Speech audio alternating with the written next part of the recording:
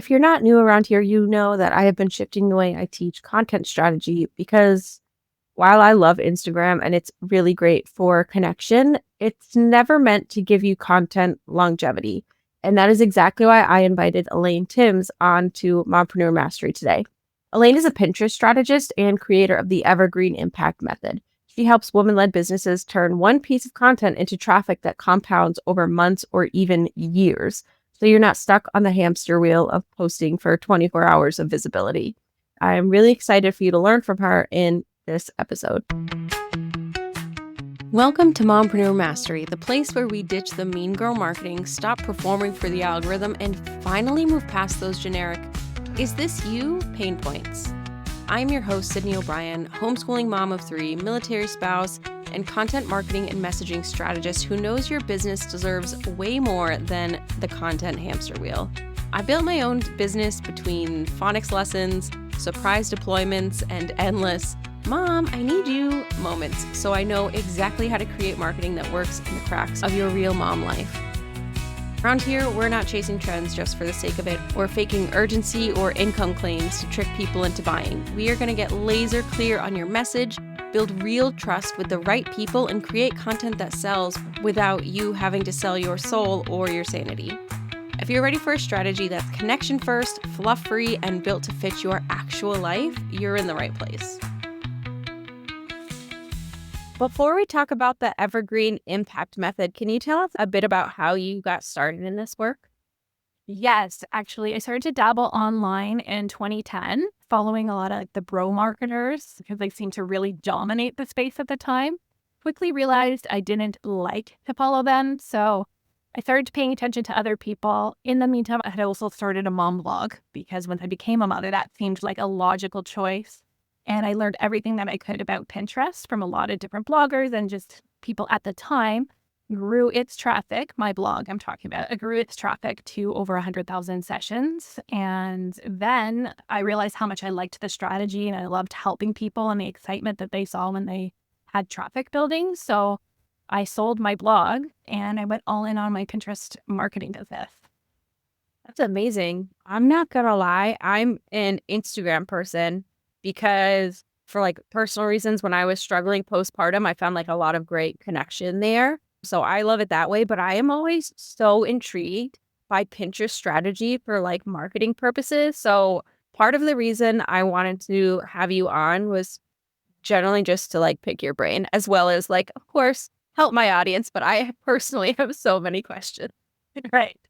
Was there a moment when it like clicked for you that Pinterest wasn't just helpful, it was like a really great like visibility tool for business?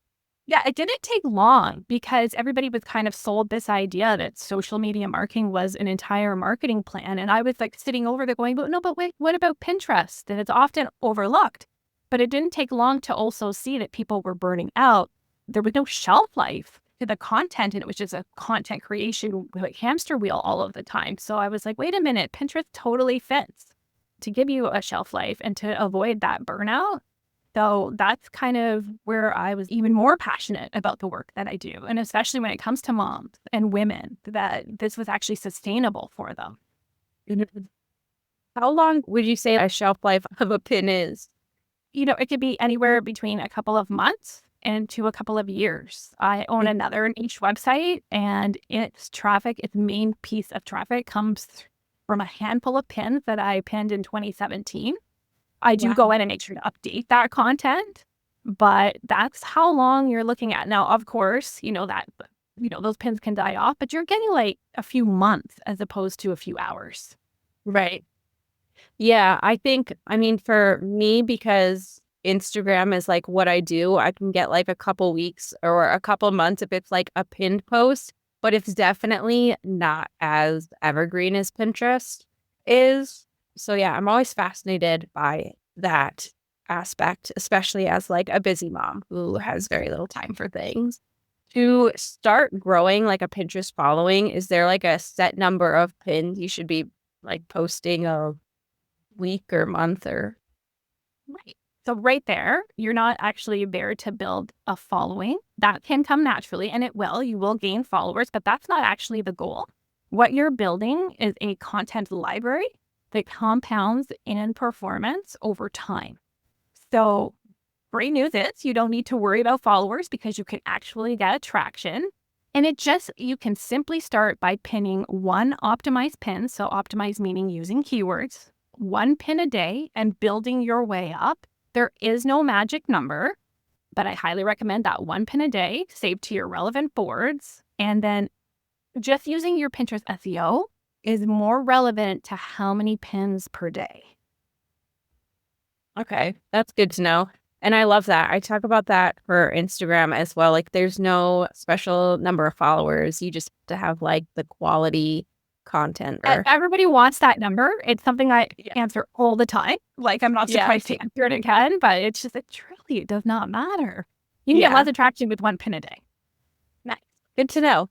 And how like cute do your pins have to be, or is it more SEO focused? It's definitely more SEO focused. You, of course, want them to look good, but, beauty is in the eye of the beholder, because I have seen some really ugly pins perform well on Pinterest for a really long time. So who knows? So what did that tell us? That yes, aesthetics are important, but you're right. Keywords are even more important. So if you're answering what that person is searching for and you've got your like search intent down, you're going to get those clicks. Mm-hmm. Good to know. What is one thing people keep doing for visibility that just isn't worth their time or energy, do you think, when it comes to Pinterest? Worrying about followers, just kind of spamming the platform with their Instagram content without giving Pinterest any sort of context. Again, going back to those keywords, that's a huge mistake. Repurposing their reels. It's a completely different audience. Like Pinterest people are cold to you. They're open to meeting you, but they definitely don't know who you are. So those entertaining, more nurturing reels are not going to perform to the degree that most people think they should. Okay, that's good to know. Yeah, because I've seen just from like following random people on Instagram, we'll talk about how much traction they get just from sending their or linking their Instagram to their Pinterest account. I'm like, I don't know if it would work the same, but there is some advice out there, some people that will tell you that that's a way to diversify your links. And I'm not saying not to test it for yourself. Of course, I'm always game for that. But, in my experience and over my client accounts, the pins that link to Instagram don't get as much reach as, say, linking to your own online real estate, which is more important in my world than anything else. Yeah, that makes a ton of sense. Do you think, because I focus on Instagram strategy, is there a way to repurpose Instagram content to Pinterest and have it be successful? Right. So, Pinterest has these carousel pins. I'm still testing those, so I don't have a complete amount of knowledge about that, but it's great for repurposing your carousels, just giving more context in the pin description and then making sure that carousel pin links to something that gives even more context, because you're not there to entertain. You're there to educate, inspire, help somebody plan a moment, something like that. So they need more pieces to the story than maybe you're giving away on Instagram. Mm-hmm. That makes sense. Now, when you mention links to somewhere, would that just be people linking to other long form content like blogs and podcasts, or could it be specific sales pages? Yeah, you can link to all of those. So you've got lead pages, sales pages, landing pages, lead magnet pages, blogs, podcasts turned into blogs. You can absolutely create pins for all of those links. The idea of, my own strategy is to always be linking to something that you own, that you can control, that doesn't go anywhere. So ultimately, all roads leading into your business ecosystem and email list would be ideal. Right. And then I assume that would help with more backlinks to your website as well. Yeah. So if you're ranking pins on Pinterest, you're also able to get found on Google because your Pinterest pins can get ranked on there as well. So just, all around helping you get found. Pinterest often gets grouped in with social media. Do you view it as social media or more like a visual search type of thing? Because that's what I always kind of assume it is. Absolutely. It is a visual search engine. This doesn't mean that they haven't had some identity crisis over the last several years and trying to keep up with, short form video content platforms. But at the end of the day, what drives Pinterest is the SEO portion and just the people that want to learn something and plan something offline kind of stuff. For sure. And now I've heard you say before that your content isn't broken, it's just not circulating. Can you explain what that means and why it matters? So what that means is I find a lot of people create like even a long form blog post. They'll pin it once or they'll post about it on social media once, and then that's it. Like they don't even realize that you can keep that content working for you. So in terms of a Pinterest strategy, that's creating multiple pins for the same piece of content, but perhaps that piece of content covers off several different topics. So it's making sure to target those different angles and keep the pins circulating. So that content now is working harder for you as opposed to you thinking you have to create a new piece of content all the time. You could actually take that piece of content, see that it's getting good traction, create another like long form blog post of a tiny section from it. And now you have double the content circulating for you. I love that so much. As a very busy person who has very little time to do things, like repurposing content and is my absolute favorite. So I that is love, very like, good to know. I'd love for people to flip the script and instead of like completely creating for socials, like create that long form and then take that and go, what are those tiny little snippets that people would really enjoy on socials? And then take it from there. Like you do all the hard work first, but it's now Yeah, sitting out there and then create. Like I just think it would create so much ease in people's lives, especially moms. for sure. Yeah, I love that. That answered my next question too. So that's good. Can you walk us through your evergreen image method?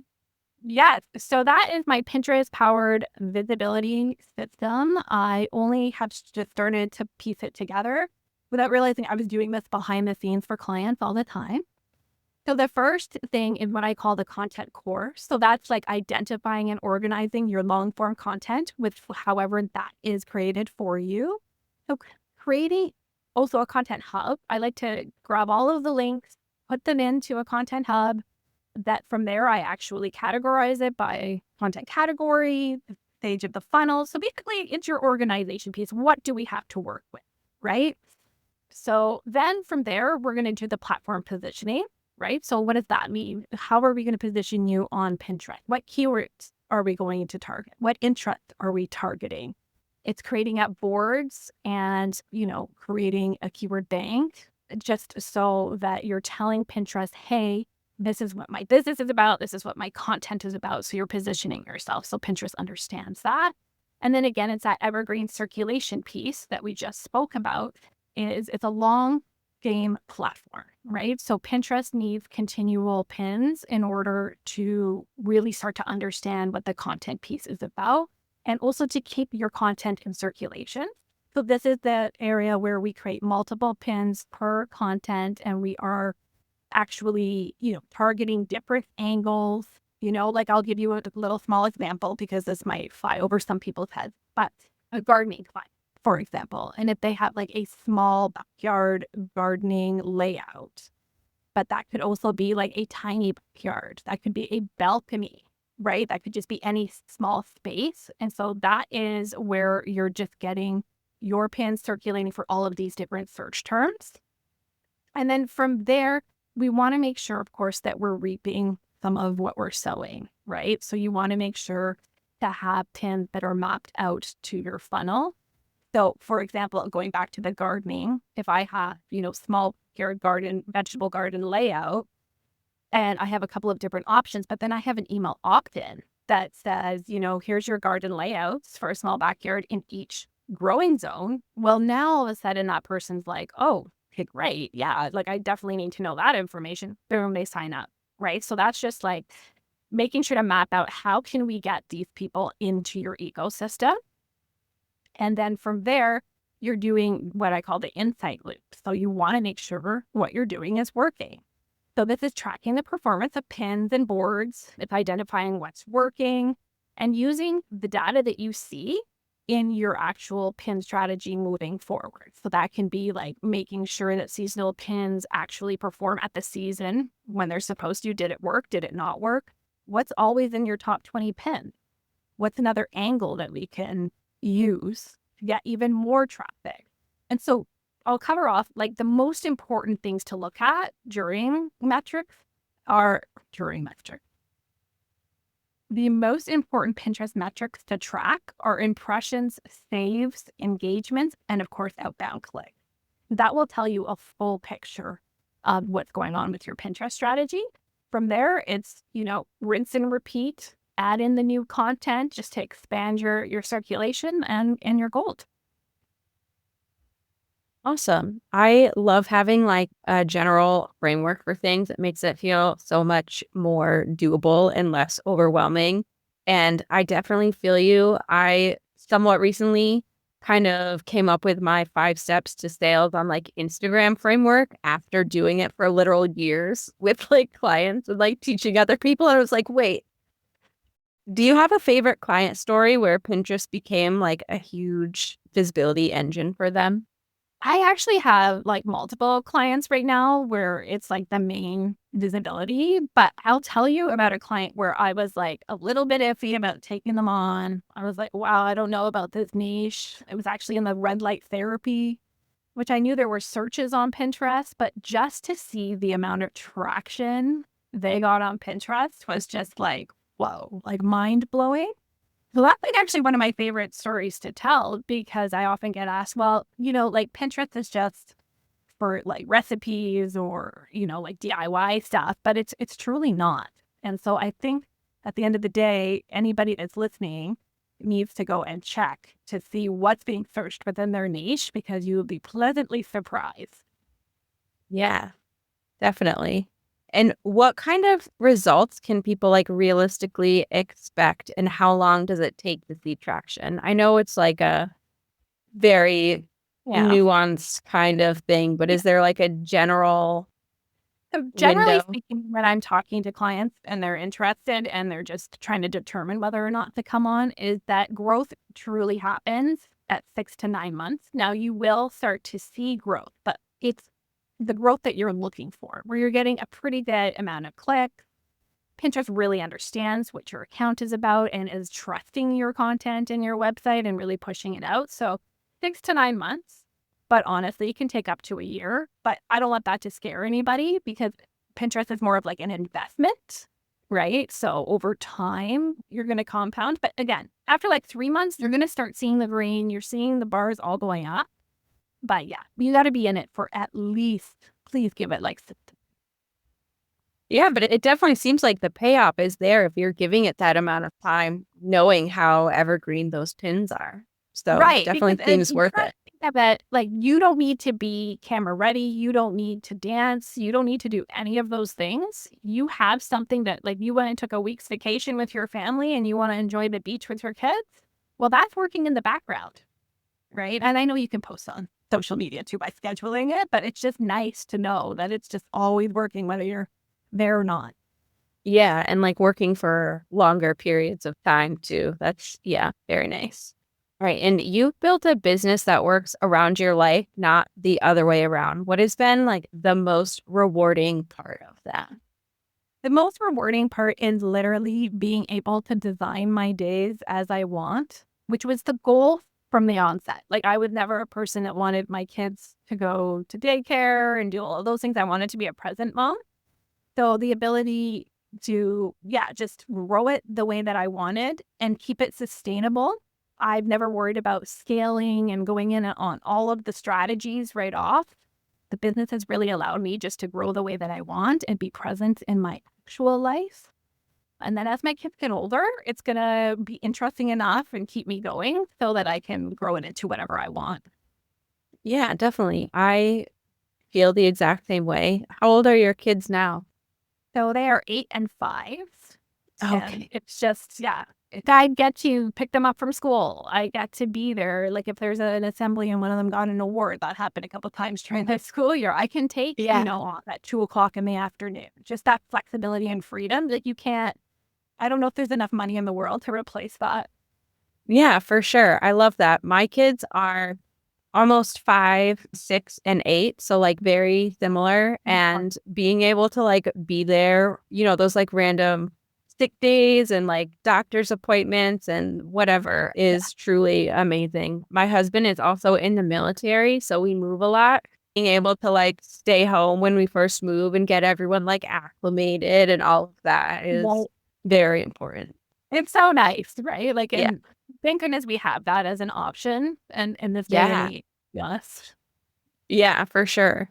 I remember we kind of had that when I was a kid. My mom worked like at a school, so she had like summers off and stuff, but it was still a little different. Being able to like completely create your own schedule and be home and is just 10 out of 10 recommend. After we were this podcast, I'm gonna go for a run. Like, what? Yeah.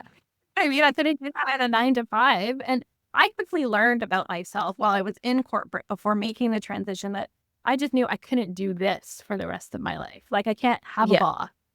a schedule, and you can only take this amount of time for lunch and all of that. So that doesn't work.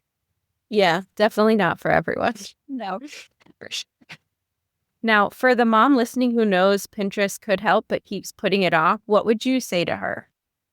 I would say go on Pinterest because you're likely putting it off because you're not sure if it's going to work. You don't think probably that your business belongs on there. If I had to bet money on it, it would be that. So I would invite them to go on and do some searches, see what people are searching around, and then get excited about it. Go over to my website and grab my free strategy guide. It will give you an overview how everything works and the important things to get in place.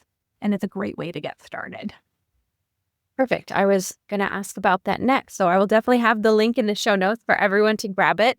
And then can you just let us know what your website is as well? Sure. I can be found at elainetims.com. And from there, you can check out, I've got services. I just do DIY services, done for you services at this point. We'll see in the future if I'll offer more. But you can grab the strategy guide. That will also mean that you're joining my Evergreen Impact newsletter, where I share all of my bits and bobs and interesting pieces weekly-ish. And that's where you can find me. Perfect. I am definitely excited to check that out. Thank you so much for taking the time to chat with me about Pinterest today. Thank you for having me. That's it for this episode of Mompreneur Mastery. If you're building a business around your life, not the other way around, and you're tired of being told to hustle harder to make sales when you're already hustling at 110%, I hope this gave you a breath of fresh air. And if it did, I would love it if you left a quick review or shared this with another mom entrepreneur who is ready to market with more strategy and way less stress.